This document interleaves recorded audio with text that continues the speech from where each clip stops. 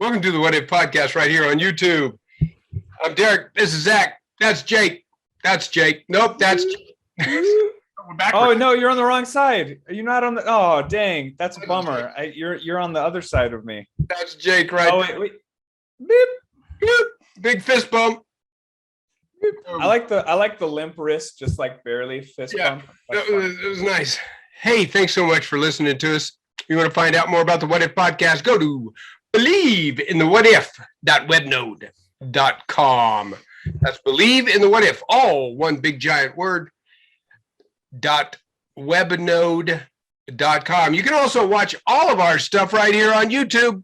Just don't forget to go down to the bottom, hit the subscribe button, hit that like button, click that bell so you'll know every time when we come on. It is Wednesday. It is Wednesday, my dude. It is. Hey, we're going to talk about some weird stuff today. Oh, great. Before that, have you been practicing your improvising? I have been practicing I am not kidding you. I think about it daily. That's very good. I've been practicing it on your mother. That's great. It doesn't work for crap. No, not for her, but it's okay. It's a good attitude to bring to all situations. Sometimes people bring a block. People bring a no to your techniques, right? Yeah. You have to know how to roll with that too, right? I'm not kidding you. I've been thinking about it every single day. I've been thinking about that. Been practicing the yes ands. I've been trying to make people look better. And what was the other one? I've been trying to listen and what? Be positive. I haven't been trying that one. I know I forgot it for a reason. Hard one for you. It was a hard one for me. But it kind of sparked a conversation that my wife, your mother-in-law had. And this is what we're going to talk about. Oh, great. We talked about the whole idea of yes and we got into this, I don't know what kind of discussion it was, but it brought out some questions. And so I went looking on the internet, and again, looking for the inspirational things, looking for maybe a reasoning behind what we were talking about. I came across a couple things. I shared this with Zach before we went on air. I don't know if you've ever heard about this, but we were talking about being inspired. We were talking about health. We were talking about thinking and feelings and emotions and blood pressure and all those types of things. And I came across this thing. I have a thing on Facebook called Weird Facts. And that's all it is, just weird facts. They're all true. They're just weird. And it said that this, I'm going to call it a song, but I don't know. I guess it qualifies as a song. I don't know what else you'd call it. A beat. Recording has been used by the American Psychological Association, has been used and proven that if you listen to it, it will lower your heart rate 60, or it will lower your heart rate. It will lower your blood pressure. It will lower cortisol levels, and is dangerous to listen to if you're driving because you might become sleepy and tired. And so I listened to it. It's called Weightless by Marconi Union. Fantastic. And I want to play it for a second. And the only thing and I have to tell you, and Zach, you can say whatever you thought about it. It scared the living daylights out of me. I was not, but underneath of it is this beat. And I think that's where the law of synchronicity takes over and your heart starts. Is that possible, Jake? No, that's actually a real thing. Yeah. It's like biofeedback, right? Yeah. I'm going to play it. Tell me if you can hear it. I'm going to play this thing and you, here it goes. This is just 5 hours into it because it's a 10-hour recording.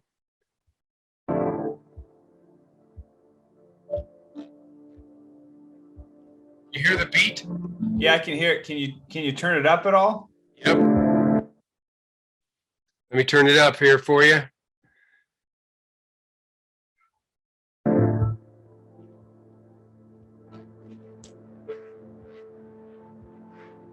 Yeah, I can hear it.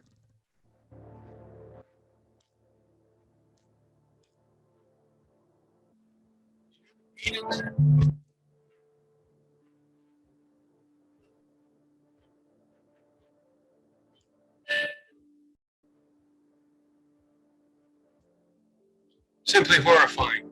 I'm not exactly sure, but they say it works.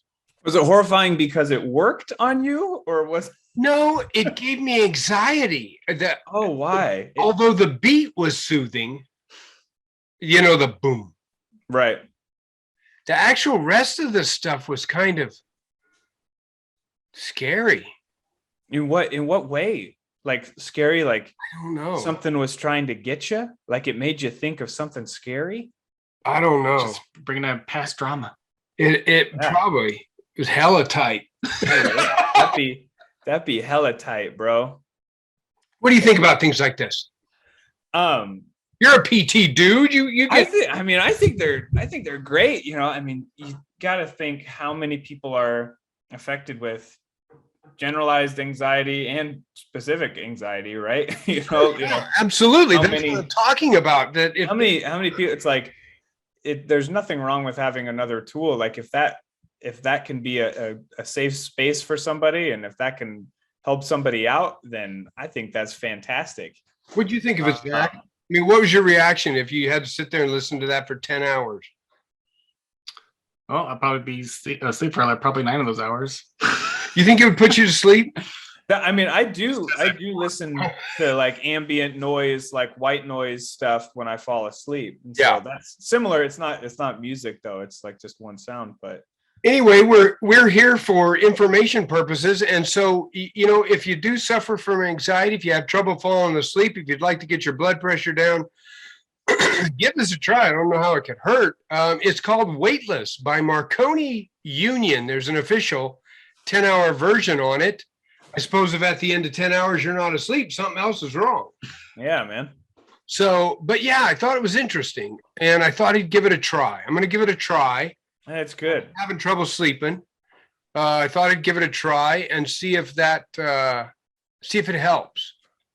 It's called Marconi. It's Weightless by Marconi Union. Check it out. The second thing. So here's what I wanted to talk about. Okay. And I'm going to try and put this in.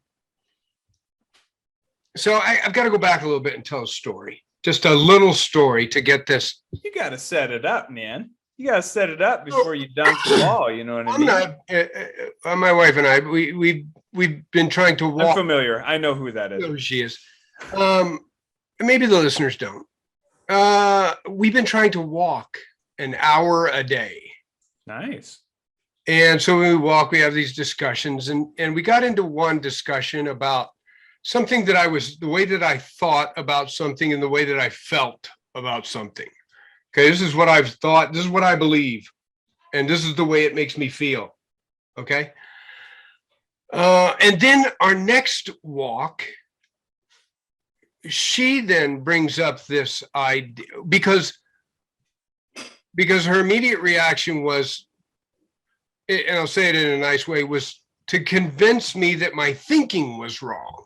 And then we got into the discussion of, if I can convince you that your thinking is wrong, then your emotions will change.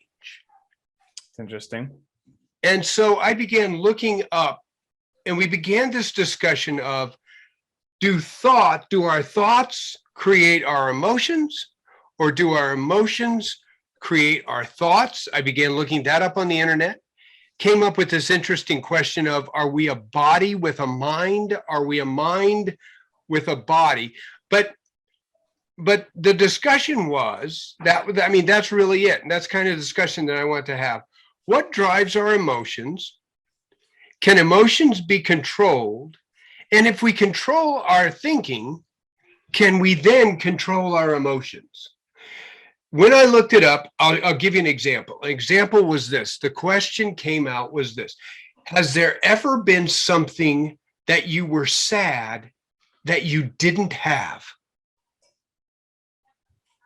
So wait, sorry. So Question. that was a question that made you think? No, about- this was on the question of one of the sites that I brought okay. about. I gotcha. I And see. the I'm question there. was, have you ever been sad that you didn't have something? Yeah. Here's the thing though, and I love this question because and this whole premise, because it ties into what we're trying to do and what we're exploring for ourselves, right? Is Mhm. like, how do I change Right. action? And that is wrapped up in how I feel about things and how I think about things, obviously. Anyway, I think it's great. I was about to say, I'm sad that I don't have $1 million, but then I thought, I'm not actually sad about that. Because, right, but like maybe you're disappointed, or maybe you want that, but are you sad about it? Are you like, you're about to cry because you don't have $1 million? And I started to think, no, I don't actually feel sad. I just want that. So here was what this premise said, and then I don't know if that derailed it, but that's what I was thinking. It is, because the premise was this. Okay, if you ever have been sad that you haven't had something, let's say it's $1 million. Sure. I'm sad I don't have $1 million. Has there ever been a time during that time that you didn't have $1 million that you've ever been happy? Right. And I would say yes. And so the answer is obviously, of course. Yeah. Of Yes. course. Of course there is. So it wasn't the idea that you didn't have $1 million. You only got sad when you thought about not having. Thought about not having $1 million. million. So when I think about being poor, it makes me sad. So the premise then is, hopefully Jake will come back. That's an interesting pose that Jacob froze up in. Let me see if I can make him smaller. Sometimes he said, when you make him smaller, let's see here, if I minimize that, or just, there it came back. You were frozen. Now I can't hear you. Internet. Oh, now I Can you hear can. me? Okay. So sorry. That's okay. We Back up for a half a second. I just talked about that. So the idea was, if I wasn't thinking about being poor, then I wouldn't be sad about that. So their premise was, your thoughts control your emotions. Right. I'm wondering, do you think that's true, or do you think your emotions drive your thoughts? I think the actual answer is people are very, very nuanced, but that's just, that's not fun to talk about. Let me premise this. I'm sorry to interrupt you. No, that's okay. This was emotions and feelings are neither right nor wrong. They are simply responses, physical responses, emotional, mental responses to our thought process. So Right. Emotions are neither right nor wrong. Anyway, go ahead. Yeah, no, I can agree with that. I think we've stumbled upon something that is like, that philosophers have been thinking about for a long time in different ways and thoughts. For a 1 hour walk, I can tell you that. Yeah, I think it makes me think. I think it was Camus who thought of the idea of like, your word, you can only think as far as your language, right? It doesn't really tie in, but it just makes me think about, if you don't have the vocabulary for something, you can't think it. Hence, if you keep following that, you can't feel it, right? That's interesting, but not really on track. Anyway, I think that there's a complex interplay going on for sure. But I don't know. Like, I think it goes both ways, right? I think it's constantly going both ways at the same time, Yeah, which is confusing and hard to manage. yeah, because I think they feed off each other. Because Yeah. if you're sad, that causes you to think about other sad things, or if you it can easily swing in both directions, depending on the situation. So I think feelings could feed into thoughts, and thoughts can feed into feelings. And I think you're exactly right, because my thought was, okay, this is a certain circumstance in my life or situation in my life that I'm very angry about. And then the thought process or the discussion was, if you don't think about it, or you change your thought process or your thinking process on it, then you won't be so angry. But my response was, I can't stop thinking about it because I'm so angry. Yeah, too late. I'm already there. Yes, exactly, that whole thing. Because I guess the whole premise or the whole idea for me bringing this up was the idea of those who are dealing with these incredible emotional waves. Right. Okay? Would it bode them well then to do this? I know that I hate this. And let me just piggyback a little bit on this. I was in the process of this. It kind of started, that's what kind of started this whole idea. And then we went to Barnes and Noble, and I went to the self-help section, and that was the worst possible thing, because I started reading the titles, and I got so angry because of these inspirational platitudes that just are horrific and don't do anything. This idea of if you can dream it, you can achieve it, type of garbage nonsense that has that kernel of truth. But it got into this newfangled, newest thing that says, be the best version of yourself. Mm-hmm. And then I got to think, I don't know if that's as newfangled as what you think it is, but I like it. It's not. No, it's just wrapped in a new thing. Sure. It's older than however old, but we just change words. Right. And so I began thinking in a serious way, what if I waded through all of this garbage on these shelves? What would be the nuggets that I would pull out? What would I say to somebody on an inspirational podcast that would help them, give them advice that says, this will work? Forget the whole, if you can dream it, you can achieve it garbage. Right. And I came up with this. If I was to do a true self-evaluation of myself and said, what is it that I spend the majority of my time thinking about? And I know it's compartmentalized during the day, obviously. Yeah. But even in my free time, what is it that I spend? And if it is this one thing that makes me angry, and I spend the majority of my day in anger, might it be true that if I can change that thought process, then I can somehow strip myself of this anger? And so I'm asking both of you, is that solid advice? Is that true? Or is it a waste of time? And there's a lot of I think on one level it is, and another level, I think it's lacking, not in in design or anything, but I think that if the goal is, and this isn't just for you, Dad, just like anybody, if the goal is, if I change how I think, then I won't have to feel this way. I think maybe that's a little lofty.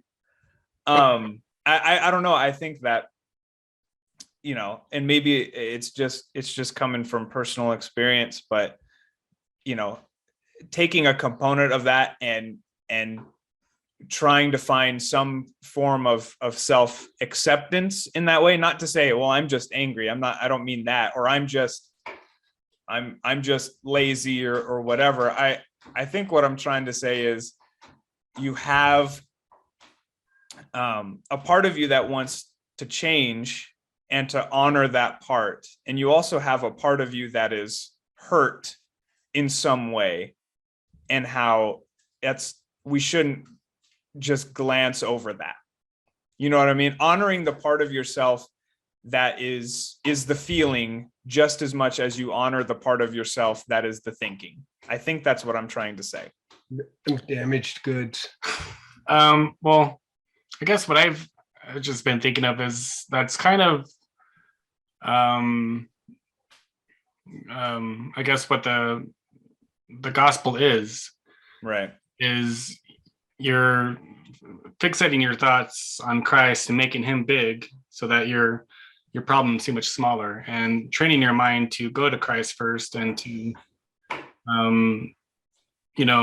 get in that, I guess, habit of thought pattern of, I'm down, but, I pick myself looking up to Christ and, get encouragement from, the Bible and from community or, whatever you turn to in your religious world.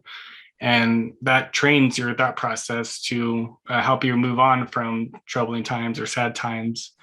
And so it just kind of reminds me of, what the gospel is. So it is true then. Your thoughts then determine your emotions? I think so. I mean, when Green Bay got eliminated from the playoffs, I was in turmoil for a while. You were inconsolable. He was in a bad spot. You're just inconsolable. So what is it? You just had to stop thinking about it? No. Or you changed your thought press to next year, and then you thought, oh God, that's not going to work out. We're doomed. So I'm not sure how you move past all that. You should still be in Great Depression. Nothing's going to work out for Green Bay. I just, I fix my perspective on the issue, basically. Okay. What I guess I tell myself of my thought process as I lied to myself. I lied to myself so I'd feel better. But no, I mean, when which is okay. I have moments where I am upset over things, I that is my thought process. I sit and I kind of readjust, what actually matters, and I kind of rethink that in my mind. And that is usually the process I go through in order to move on from things. And I think that is, I totally see that in you. My next question would be then, at least it is for me, some emotions make that harder for me. Sure. Of course. Anger and revenge. I don't know if is revenge a motive or an emotion. Revenge is an action. Yeah, I get that. I get that it's there's Jake. Let's see if we can get him back. Not yet. He's still frozen. All right. So Jake, the question was, is it different from emotions? In other words, anger seems to be the hardest one for me to move on, to change my thinking. And revenge, that I said, and Zach brought it up appropriately, is more of a verb. Right. So vengeance, what's the emotion that goes with that? What's the emotion that says, I want revenge? It's anger. Okay, so that's I would say. Okay. I would say anger is like, a blanket emotion for like the topsoil emotion for a lot of issues. For a lot of issues, right? And then below is probably a mixture of jealousy. No, it's probably more sadness and hurt is probably what you get. Okay. And again, none of us are we're not trying to professionals or anything. Yeah, we're just this saying is just all from our own perspective, and we would love to have a professional on. We just don't know any. Take anything that we're saying. We're just having a conversation. No, exactly. So I think I would say, to answer that question, like I think a lot of people, especially like especially dudes. I don't know why this is, but like our first thing is to jump to like just being angry, like that platitude of just like you're just an angry old man, Yeah. or you're just an angry young man. You know, even that, you know, you're just an angry man. I think it's probably because we have other, you know, deeper issues that are related to sadness and hurt more than anger. But that's neither here nor there. I think that's just interesting to think about. But anyway, I'm just wondering on that perhaps, and then, so, you know, and Zach, you touched on it a little bit, whether it be a spiritual one or not, but let's say we've got people out there that don't have that anchor. Okay. So then as I moved on in the progression of thinking, it was this of, okay, if I don't like feeling this way, just like, and I've said this a number of times, I say it all the time, because I think it's so apropos, and I just, you know, Andy Andrews says we are where we are spiritually, mentally, financially, physically, because of choices that we make. And if we want to be in a different spot, physically, financially, emotionally, all of those things, then we need to make different choices. So if I don't want to continually feel this emotion, then I have to change my thought process, my thinking. And that brings me to this next question of, how do you do that? right. How do you change a thought Because the reason why we jump to that, and it's the only problem that I have with that statement from Andy Andrews and other alike it that says just change how you think. I don't think it's incorrect. I think it's incredibly helpful. I think that it shortchanges just how challenging it is to do that. I think it does. Of course it does. But just one correction. He doesn't say change the way you think. He says change your choices. Change your choices. Just how challenging it is to change your absolutely choices, right? Absolutely. Right. And so in that, yes, you know, we say, well, how can I do it? We say that, we ask ourselves that because it almost seems like it's unreachable in some situations, right? Well, and it's just that's like why we're here. Say you don't like your job, get a different one. I just get a different like one, it's right? like that's the easiest thing to do. You're sad, just don't be. Yeah, I'm sorry that your child was killed by a serial killer and eaten by him, but you got to move on. You just got to change your thinking. You know, I know that's not what we're saying, but I want to honor that part of the argument and say, or not argument, that part of the thinking, and recognize that it's like this is challenging. I think that's what gets me so much on these platitudes, right? And just these books that have, you be the you, better version, be the you always wanted to be, blah, blah, blah. And never taking into consideration of, you know what?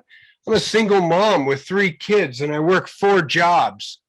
I can't do that. I can't just pull myself up by my bootstraps and say, blah, blah, blah. Whatever. I do that. Here's what I'm thinking, and it might be a way to get around this. And you guys tell me how you feel about it. Not around it, but to make it more attainable. This idea that it's like, we know that changing our thoughts and our choices change our emotions, can change our life, right? Like I think that's true. There's an interconnected play, but it seems like that's true, right? Well, at the same time, recognizing it's very hard to do those things. Right. So where do we start? And I think you start at like the smallest micro level that you can possibly do that at. Okay. And so there's a whole principle that I've been reading. This is an episode for another time because it's really cool. It's called Tiny Habits, right? And it just basically says, whatever you're trying to do, build a very, very small thing into your day and then reward yourself mentally for it. So it kind of looks like this, right? You're trying to change that you're stuck in a thought pattern of being angry, right? And so something, and I'm probably butchering his thing, but this is kind of what it is. Something, the next time that you think angry, right? The next time that you're in your thought pattern of angry, you recognize that and you say, I'm angry, but I'm not as angry as what I was. Mhm. And then in your mind, you say, yes, success. You like throw fireworks in your mind. You say that I won. It was like I just ran a marathon. I did it. Yeah. And that's a small thing. And maybe you do that one time a day. Yeah. Right. And this principle of tiny habits. Anyway, for me, I think that is totally wonderful.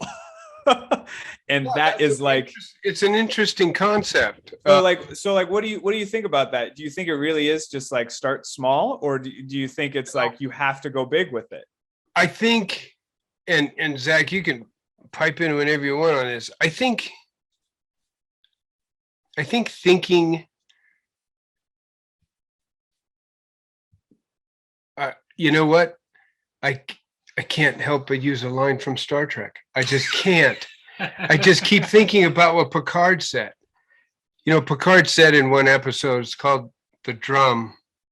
The Drumhead was the episode. And his comment was this. He was talking to Mr. Worf, and he said, this is totally, everyone's laughing at me, but it's good words.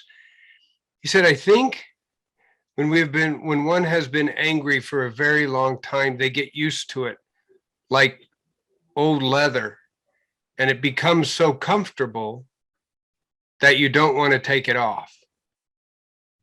And I wonder if that happens, that staying in that mindset of being angry for so long then becomes so comfortable that you can't imagine what it was like when you weren't angry. And so what do? You can't just I don't rip know. that hole off. You can't just rip Commercial. you can't just rip the leather off, right? You know, it's just too hard to do. So you start by untying your shoelaces, right? Yeah, it is. It is. I do think it is an exercise, and I think it's a habit. And so if it was learned, then it can be unlearned. That's the logic of it, don't you think? I mean, I would think that that's a logical thing, that if I learn to be this way, then I can unlearn it. That doesn't make it easy, but definitely means that the thinking gymnastics have to change. And I have to form a new pathways. I have to form new thinking habits that So let's get practical with it, I guess, you know.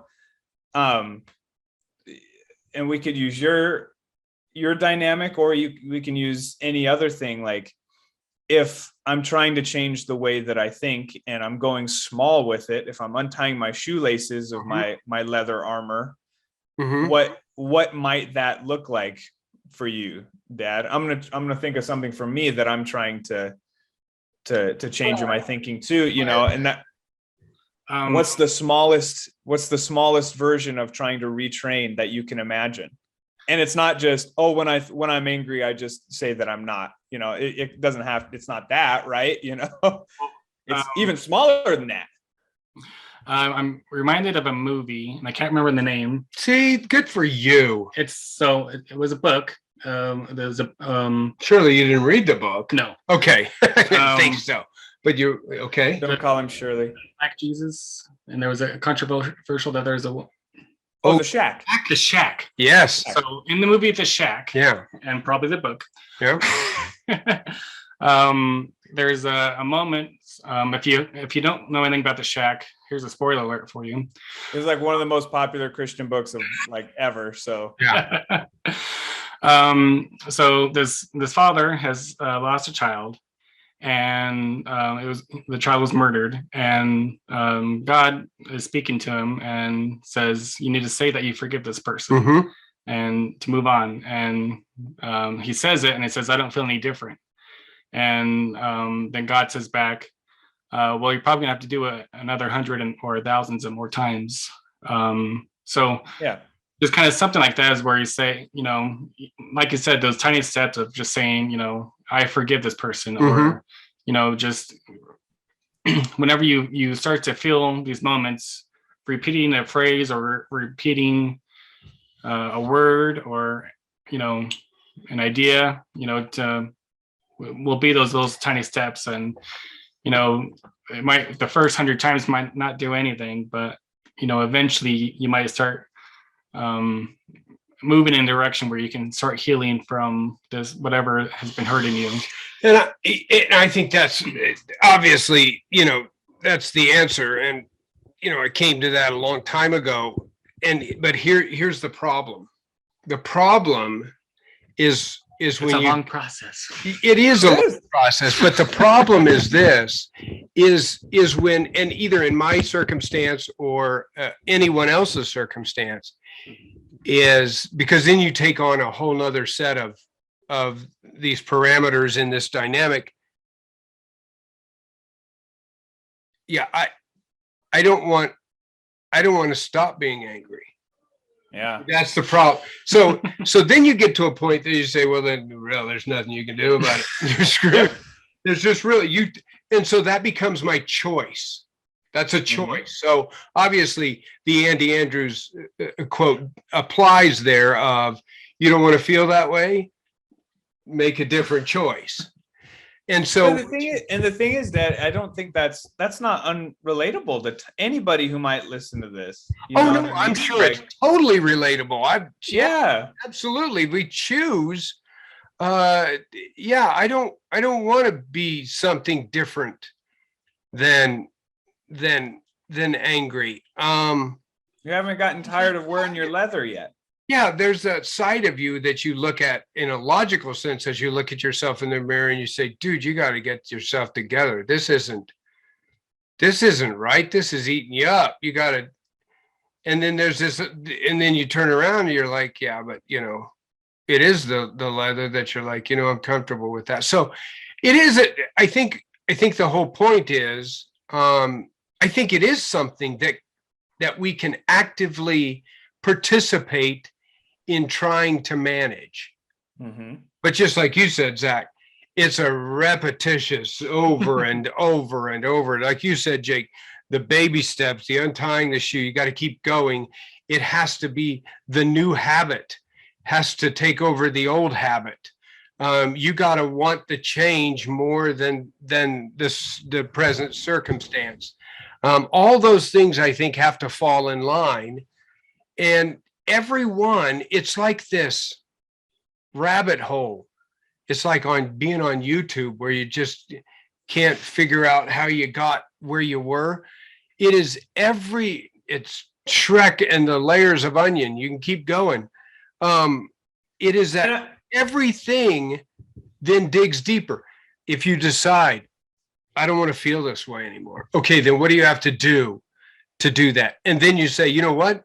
I do want to feel this way for longer. Then you have to ask yourself, why would you want to do that? Yeah. You know, it's never ending. It is that self-evaluation. Yeah. So I've come to a point out of all of those books that are on the shelf, the best advice you usually can give somebody is look yourself in the mirror and ask yourself the hard questions and see if you can answer them. You know, that you can try and be truthful with yourself and say, why do I like feeling this way? Maybe not like, why do I choose to continue to feel this way? Right. Why? And then when you answer that, then that gleans another question or another answer or another direction. But it isn't until you start pulling away those things that says, oh, that's why I feel this way. That's why I mean, guys don't like to talk all of that's valuable, right? Yeah, guys don't like to talk about those two words. We don't like to talk about our thoughts. We don't like to talk about our emotions. I'm just going to tell you the way that I feel, and let's move on. And reality says, yeah, that's not healthy. Yeah, you know, that's not healthy at all. And so I kind of flipped it on because as we were walking, and this is the question that I'm going to ask you, because this is the question your mother and your mother-in-law asked me while we were walking. Are you ready? I'll start with you, Jake, and then you can answer it, Zach. Okay. Zach or Jake, are you happy? That's either a long pause or he's really thinking about that question. He's just really thinking about it. Let's see if we can get him unfroze so he can The perfect freeze. Sorry. so he can answer it. Sorry, that was really bad timing. You should go back and cut all these out because it's just. It was so funny. Right when I asked you the question, you froze like you were thinking. Did it freeze? Like Nice. Did you get the question? No. The question was this: are you happy? Yes. How do you know? I think because currently I am. Okay. I mean, there's the Christianese thing of talking about between happy and joy, and I don't want to do that right now, even though it's a great conversation. Yes, to the discussion of the difference between being happy and being content. Yes, and I think that they're very similar. Yeah. To me, being happy is being content, and right now, yes. Zach, are you happy? I'd say so. I thought this was interesting, and I think your mother stole it, because for twice this week I've watched Tombstone. Again, pulling up the Kurt Russell Tombstone movie. Oh, what? I don't think I've seen Oh it. my gosh, you're kidding. With Val Kilmer. I'm your Huckleberry. Okay, you can't tell me names. Really? He plays Doc Holliday. Remember, I'm your Huckleberry. He's never gonna know. He's never gonna Dude, remember. we gotta watch it. We gotta watch it. Anyway, in that show, one of the ladies asks Kurt Russell, "Are you happy?" And he says, "Yeah, I mean, I guess so. Happy. I'm just as happy as the next guy. I don't know. Maybe I'm not. Maybe I'm not. Are you happy?" That's what he said. He moves from this idea of I'm happy. I'm not sure if I'm happy. And you know what? He gets angry, doesn't he? He gets angry because he's hurt and sad underneath. That's exactly right. And so your mom asks, "Are you happy?" No. And that isn't, I'm not happy with you. I'm not happy. It's not that. It really depends on how you interpret the question. And my thing was, when I hear that, are you happy? That means, are you content with being where you are at this particular time in your life? And no, I'm disappointed with where I am at this particular time in my life. I expected to be more. Again, which opens up question after question after question that you have to ask yourself. So then she asked me this: if you're not happy, do you remember a time when you were?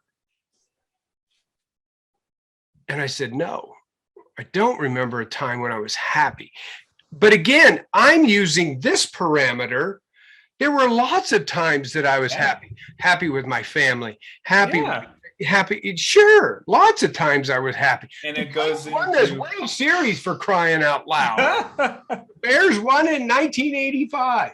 I can remember that. I mean, you joke about those things, but of course you were happy. There are times when you go up from happy to sad. But I take umbrage with the thought of that question that says it is an all-encompassing question. Yeah. I don't believe it is. Am I happy about what? Am I happy to be married to my wife? Absolutely. Am I happy about my kids and my in-laws? No, absolutely I'm happy about them. Over the moon. Do I love my grandkids? Yes. Am I happy to spend time with? Am I happy where I'm at this? No. So how do you answer that question? When you guys said yes, you had some parameter. And so the question then came about was this: if you're not happy, what would it take to make you happy? Right. That was the question. And the smallest Where the thing, $1 million came. and the smallest thing, right? I mean, you're talking about the change in perspective. The smallest thing would just be, and it's not a platitude because it goes back to, even though it sounds like it is, the smallest thing it would be, think about what makes you happy. Right. And that's not like prescriptive. That's not like we're saying Right. everyone listening needs to just think about Right. what makes them happy, and then their problems will go away. But the shift in thinking, And I shift in think thinking it is- changes emotion, I right? think it is that compartmentalization that says the real question is, in what aspects or parts of my life am I unhappy in? And being honest with yourself with it, and saying like, and being truthful and saying, I'm unhappy with this. Yeah. But that doesn't, there's a gate, there can be a gate around that. That's not poisoning this other part. It doesn't Right. have to. It might be, but it Right. doesn't have to. Right. You know, sometimes visualization is really helpful, and to think about it, it's like, hey, I'm not happy with my job, Yeah. but you know what? My job isn't poisoning my, Or I shouldn't let that. right, or it, Do I not let that poison? yeah, my Yeah. job does not have to. It's not a given. There can be a boundary there. There can be, And again, it goes back dam to there. that whole thing of, I went down this rabbit hole of questions, which is really good, was the whole thing of, if you're not happy in this area, what would make you happy? Okay, this would make me happy. Okay, then how do you get that? Well, then the laziness, I can't get that. I have to, blah, blah, blah, blah, this rule. Or it's an unattainable thing. I just have to be better. And that makes it unattainable, That's right? it, I just yeah. have to do better than what I'm doing right now, and I can't. It has to be those specifics. I would like to see this happen. Okay, how do you make that happen? And then when you get down to the realization of, yeah, I'm just so tired, maybe I really don't want to, and it boils down to that thing of, are you willing to sprint when you don't know what the distance is? Yeah. I love that platitude, if you want to say whatever it is the whole idea of, are you then willing to do what is necessary to attain what you want to attain in order to be happy in that aspect of your life? Because one of two things happens, right? You either say yes, Mhm. and you do, and you achieve that, and you realize, oh, maybe I didn't need that to be happy, or you say no and you let it go. Well, and what I said to One of three myself- things, or you say no and you hold on to it forever, Yeah, and so and it's so heavy it kills you. in my self-talk, as I looked in the mirror and did this self-evaluation, Which I think is fantastic. I got Keeping it down to the positive. end of, okay, this is what you need to do. It's very clear. There's steps. Are you willing to do it? And I told myself, if you are, then do it. If you're not, stop bitching.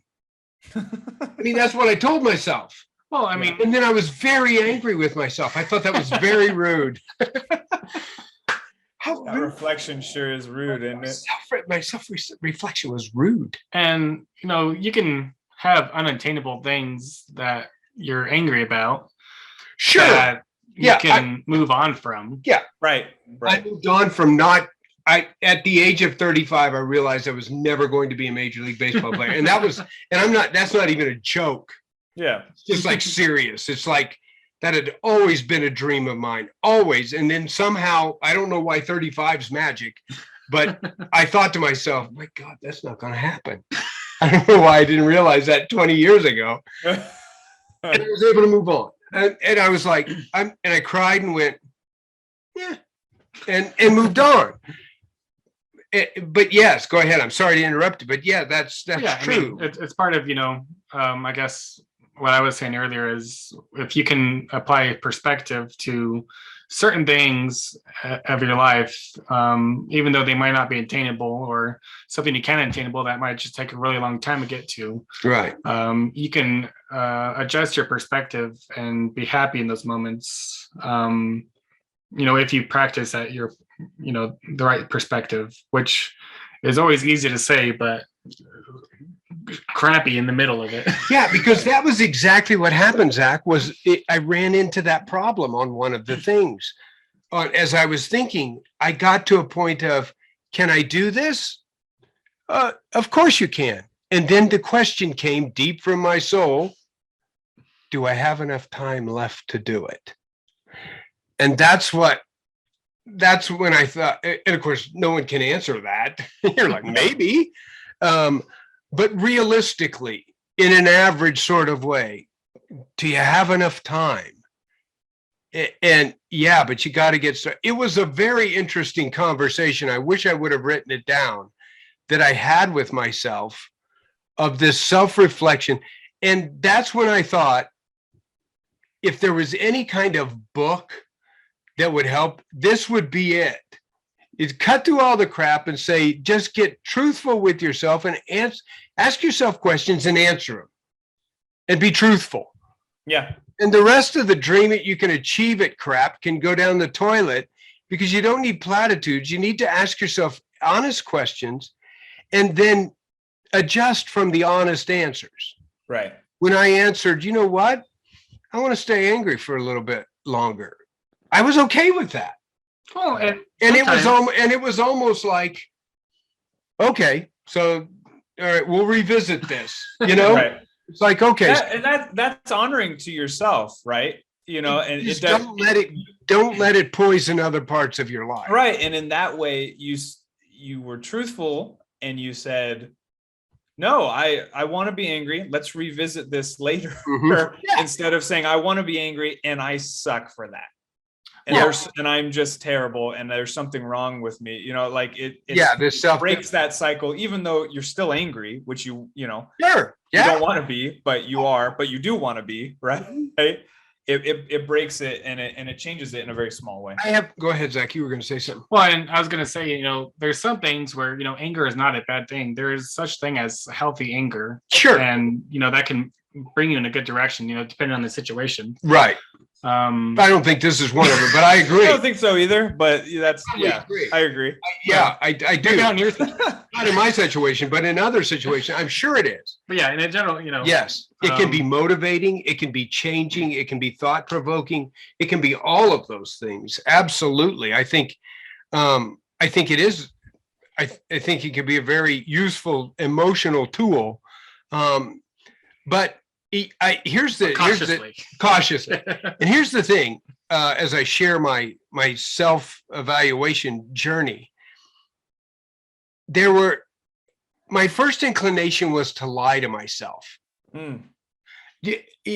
Not really, because you're doing it. It's Yeah. like you can't. But you do it anyway, and you're like, why did I do that? No one's listening. I guess maybe it'd be better to say it this way. My first inclination was to come up with the right answer. Yeah. And then I thought to myself, okay, this ain't going to help. No one's getting mad at you or anything like that. And you just got to kind of, once that turned around, it opened up this Pandora's box of this flood of step by step of, okay, if not this, then why? Or if, Right. almost this flow chart type of thing that was just very interesting to me. And it all started with just the one question of, why are you so angry? Yeah. And opened it up, took me on It's a cathartic experience. How obnoxious should there be in the log cabin?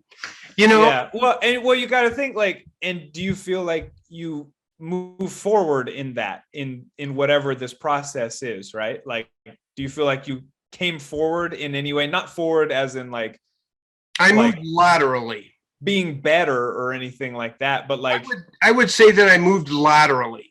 okay, you gained more information to move forward later. I wouldn't say I would improved if it's a 3D kind of thing of forward and back in this. I would say I'm in a different place. That's fair. I I feel like that's forward to me, but it doesn't have to be. Okay. then I moved forward. I'm thinking 2D. I like the idea of thinking 3D. 2D is I'm in a different place. I moved laterally. I wouldn't say, Some 3D you know, chess over here. that whole idea of the top of the paper is north. But then again, if you move laterally, you might have just moved into a position where you can move forward later, right? It's a game of chess. Yeah, with yourself. I really like that, Dad. I think thanks for sharing all that, because that takes a lot to share the honesty of that. And I think that's a very good thing for people to walk away with. Yeah, I think so. Even if you're moving laterally, ask yourself questions and answer them honestly, I think is where we have landed. And that's wonderful. I'm much like the knight on the chessboard. I have to move over before I can move up. Before you can move up. You know, of course I can move up, but then I have to move over. But anyway, that's the point. It doesn't work on every analogy, but I gotcha. We had a good run there. Yeah. But I thought I would share that. And I don't know if anybody got out of it, but it was therapeutic for me. That is wonderful. And maybe it could be a process for some other people. The idea of just being honest and asking yourself honest questions and giving yourself honest answers is probably a lot better than anything else. We did continue. We do want to continue, and we did a recording. If you were with us last week, we had talked about our little inspirational things that we wanted to do. Jake and I like to write. Zach, not so much. But graciously agreed to be a part of it. Maybe not writing, but reading or whatever he wants to be a part of. Where I was good at English class. I'm a good writer. Okay. I Don't put me just down. I just know you don't like to read. I didn't say you couldn't read or you couldn't write. That's much different than Zach is illiterate. I went to that's much different than I didn't say you couldn't write. I just didn't think you liked to write. And so what we do is we write these little Derek's diary and Jacob's journal and Zach's smack, and we read them off like we're announcers and reporters and maybe an op-ed piece, and we're trying not to laugh, and the other person is writing things. So you never know what you're going to read. It was my turn, and Jacob wrote it, and it was Derek's diary, and this is how it turned out. Hello, my name is Derek, and this is my diary. Dear diary, you know, this entire Generation Z is creating some new fashion trends that I don't understand.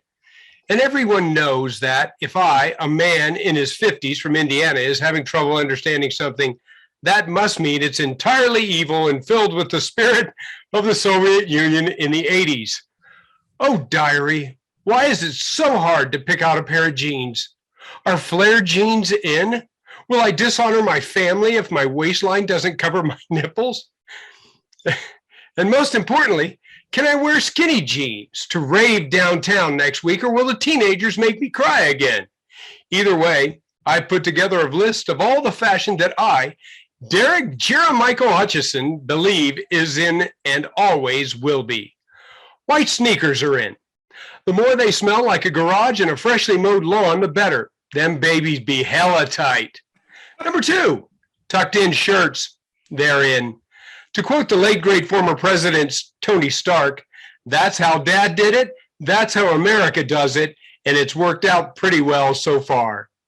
Number 3, slicked back hair, it's in. I don't care who you are. If your hair ain't looking like Danny Zuko himself styled it, then you better wop babaloo and wop bamboo it, dude. Number 4, jorts are in. If they're good enough for John Cena, then they're good enough for me. Plus, they cover up my knee replacement scar and keep my shins breezy at the same time. Number 5, and finally, hats with no logo, they're in. This man don't advertise for free. Call me back when you want to talk business, Bass Pro Shops. Diary, I don't know what the future will hold, but I do know that sticking to my fashion tips helps me feel like me. Look good, feel good, right? Either way, I ain't letting no TikTok influencer or Timothy Chalamet tell me what to wear. I will wear a diamond-studded choker when I'm good and ready, thank you very much. Thanks for listening to me, Diary. I can't wait to tell you about my new outfit idea to wear for Christine this Valentine's Day. It's called the Reverse Joe Biden, and you'll never guess where the aviators go. Okay, so that's how it turned out. Wonderful, wonderful, You wonderful. did a fantastic job on it. Truly, it's very, very a good. I don't know what I'm saying. Did you I was have going to say, truly a work of art from you, Dad. Very well delivered. fun writing it? Did you have as much fun writing mine as I had writing yours? Oh, I had so much fun, and it's just, it's one of those things where it's just for us. It's from if I would have written it and nobody would have read it, I would have had just as much fun. And here's what I found out: comedy's hard. Clean comedy is hard. Any kind of comedy. This is proving why we're not writers at SNL. You know what I mean? But we could be one day. This is Maybe. the very first step. It's the very first step, baby. Everybody started with the first one. My That's next right. one's gonna kill because I'm writing Zach's. Nice. Right in the next one. If you do, you want to No, Zach's right in the next read one. the next one. You need to read one. We've each read one. Okay, it doesn't matter to me. Okay, I'm writing yours. All You're right. writing it. Okay. And then you'll write Jake's. Yeah. So you can start on that if you want to. You can start on Jake's journal if you want to. But next week you're reading mine. Okay. I can't wait. I really think this is where my comedy genius is going to shine. Oh man, I can only imagine where it's this going. is your passion. This- Bring it down the That Packers. well, maybe it won't be that. Of course, of course, it's going to be something like that. So I've got a feeling, just to give you a little bit of a vibe, I got a feeling you're going to be a sideline reporter. I'm here on the sidelines of Lambeau Field. This is Zach Smack.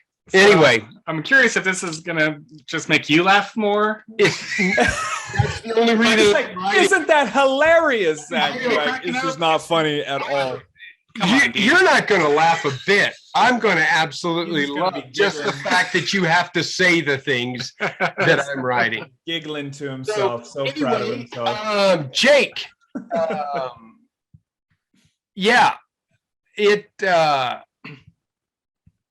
it was fantastic. I really enjoyed it. I will have to say, there were some parts in there that I thought that I'm going to laugh at that. I did lose it. You lost it a couple times. I laughed. I did. I No, tried. that's I okay. was really trying. I mean, I'm taking this serious. I'm taking the whole thing It serious. was very serious, and I really loved it. Yeah. Anytime so, you can throw in Timothy Chalamet into anything, it's just I don't even know who that was, and I think I butchered his only name. the biggest movie star in the world, according to Who- Gen Z. okay. You know movie star? See, I don't know him either, Zach. So, That's okay. You don't have I to. thought I was the only one. So what does he that's good. play? He was in Beautiful Boy. He was in Dune. Oh, see, Dune got quite a few Oscar Yeah. nominations. That's the Let me soundtrack of it. This way, I need your help for just a second. Okay. For those who don't know, my wife and I, we run an Etsy store. If you want to go to it, it's called Teach, Pray, Love 1989. That's neither here nor there. But if you're looking for good vintage items or collectibles, go there. Anyway, we were out and we were looking, and I like it when I find the old wrestlers. Oh, nice. Wrestlers. I found two, and one I could not remember his name. Oh, sweet. I found Okay. Jake the Snake. Yep. And then there was a big guy who wore a black leotard with just one thing over his one Andre the strap. Giant. Nope, was not I Andre. was gonna say Andre the Giant.